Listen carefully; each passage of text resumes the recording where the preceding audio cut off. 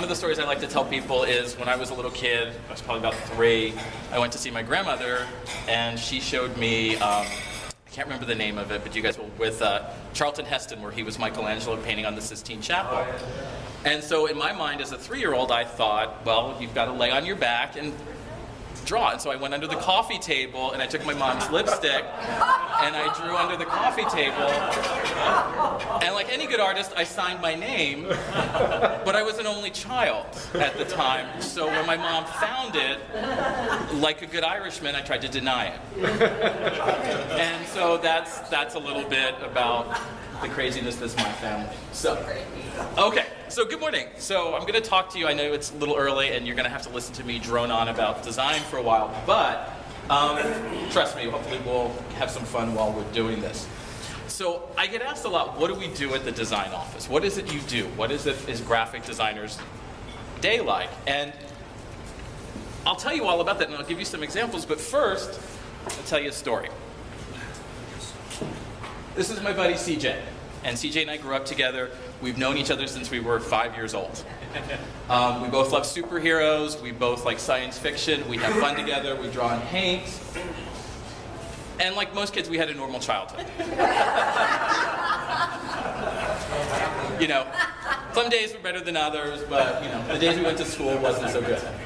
And CJ grew up and started a band, and he was playing music. He had a little thin guitar, what are those ties from the 80s, the keyboard ties? And then he eventually opened up an ad agency in New York.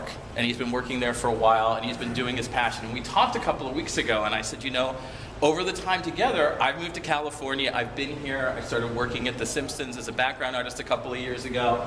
And over time, we both really kind of developed and headed in the directions that we wanted to go.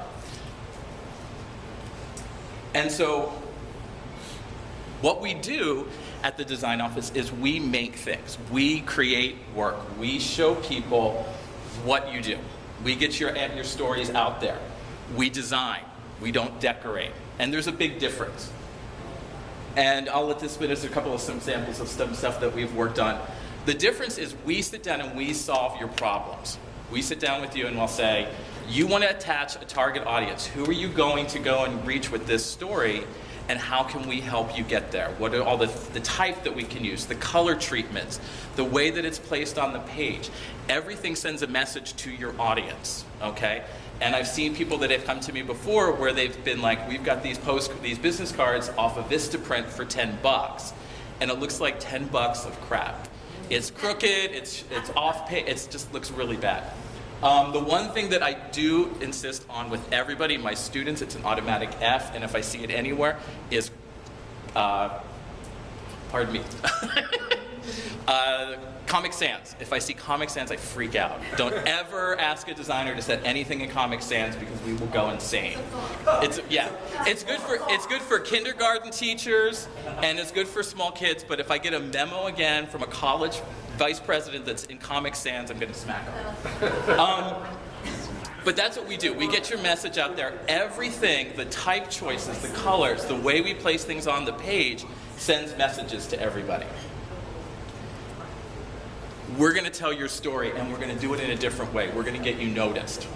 We just did some cards for Burke, and we kept his original flavor to the cards, but we upgraded it a little bit. If you've noticed his cards going around today, they look similar. There's a remembrance and there's sort of a quality to them that harkens back to his old cards, but yet still takes him in a new direction.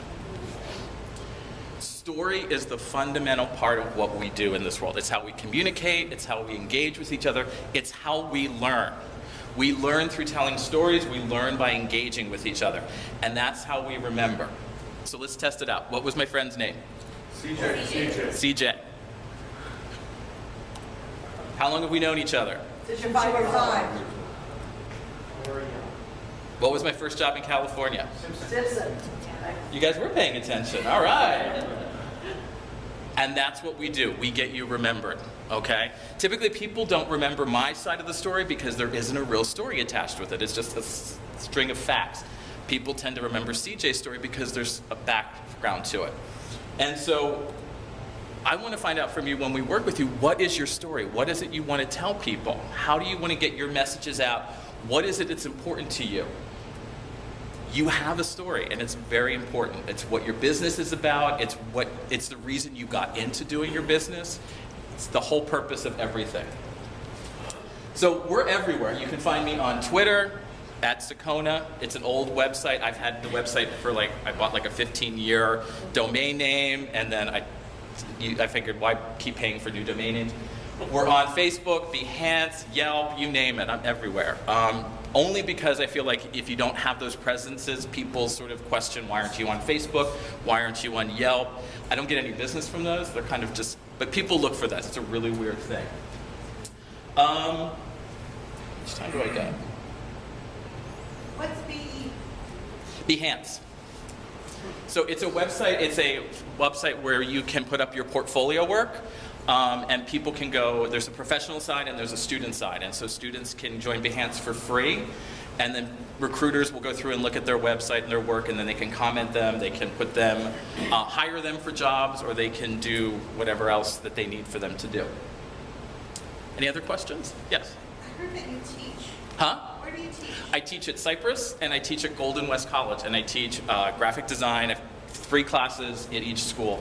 One's a portfolio class, one's a magazine design class, and one is a book design class. And my thing is, one of the interesting things about being a designer is you kind of have to, and Sean and Shelley and Sheila can all attest this, you kind of have to be virgin and whore for everybody, because somebody will come to you and they're like, can you do my website? Can you do my motion graphics? Can you do my fill in the blank? You know, can you do Premiere? Can you do this? And can you do it for $5? We are not the cheapest on the block, but I'm also not the most expensive. The other thing that I really pride myself on, and I hear this a lot of times from people, is my designer, I'm coming to you because my designer disappeared on me. And there was a company that I work with in Florida called Landemu. And they're a big advertising agency for the travel industry. And the reason that they called me from Miami to LA was because they had gone through 6 graphic designers that gave them really crappy logos, but disappeared after the deposit. And so we're really tired of that. We want people to stay with us. And I always tell everybody, don't judge the design industry by a few people like that, because it's one of those areas where everybody thinks you can come in and make easy money, and you just sit around doing nothing all day. That's not the truth, actually. I was up very late nights working on this presentation, and